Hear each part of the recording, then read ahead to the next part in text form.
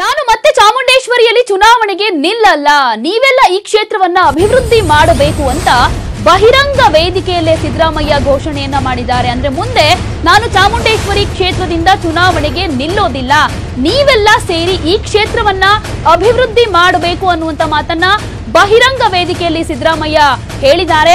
ಚಾಮುಂಡೇಶ್ವರಿ ಕ್ಷೇತ್ರವನ್ನ ಹಾಗಾದ್ರೆ ಸಿದ್ದರಾಮಯ್ಯ ಬಿಟ್ಕೊಟ್ರ? ಚಾಮುಂಡೇಶ್ವರಿಯಲ್ಲಿ ತಮ್ಮ ಋಣವನ್ನ ಏನಾದ್ರೂ ಸಿದ್ದರಾಮಯ್ಯನವರು ಮುಗಿಸಿದ್ರ? ಜಯಪುರದ ಕಾರ್ಯಕ್ರಮದಲ್ಲಿ ಅವರು ಕೊಟ್ಟಂತ ಹೇಳಿಕೆ ಇಂತಹ ಕೆಲವು ಅನುಮಾನಗಳಿಗೆ ಎಡೆ ಮಾಡಿಕೊಡ್ತಾ ಇದೆ.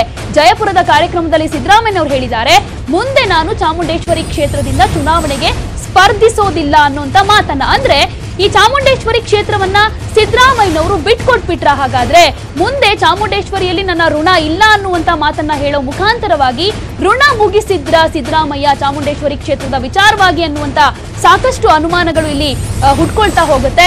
ಯಾಕಂದ್ರೆ ಸಿದ್ದರಾಮಯ್ಯನವರು ಹೇಳ್ತಿದ್ದಾರೆ, 5 ವರ್ಷ ಸಮ್ಮಿಶ್ರ ಸರ್ಕಾರ ಇರಬೇಕು, ಮೈತ್ರಿ ಅಭ್ಯರ್ಥಿ ವಿಜಯ್ ಶಂಕರ್ ಅವರನ್ನ ಗೆಲ್ಲಿಸಬೇಕು, ಒಂದ್ ವೇಳೆ ಸೋತ್ರೆ ಸರ್ಕಾರ ಉಳಿಯುತ್ತಾ ಅಂತ ಪ್ರಶ್ನೆಯನ್ನ ಕೂಡ ಮಾಡಿದ್ದಾರೆ.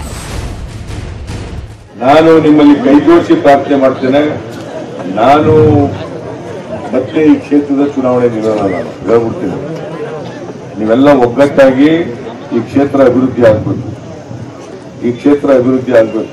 ನನಗೆ ಐದು ಸಾರಿ ನನಗೆ ರಾಜಕೀಯ ಜನ್ಮ ಕೊಟ್ಟಿರ್ತಕ್ಕಂಥ ಕ್ಷೇತ್ರ ಇದೆ. ನಾನು ನಿಮ್ಮಲ್ಲಿ ಕೈಜೋಡಿಸಿ ಪ್ರಾರ್ಥನೆ ಮಾಡ್ತೇನೆ, ನಾನು ಮತ್ತೆ ಈ ಕ್ಷೇತ್ರದ ಚುನಾವಣೆ ನಿಲ್ಲಲ್ಲ. ನಾನು ಹೇಳ್ಬಿಡ್ತೀನಿ, ನೀವೆಲ್ಲ ಒಗ್ಗಟ್ಟಾಗಿ ಈ ಕ್ಷೇತ್ರ ಅಭಿವೃದ್ಧಿ ಆಗ್ಬೇಕು, ಈ ಕ್ಷೇತ್ರ ಅಭಿವೃದ್ಧಿ ಆಗ್ಬೇಕು. ನನಗೆ ಐದು ಸಾರಿ ನನಗೆ ರಾಜಕೀಯ ಜನ್ಮ ಕೊಟ್ಟಿರ್ತಕ್ಕಂಥ ಕ್ಷೇತ್ರ ಇದೆ.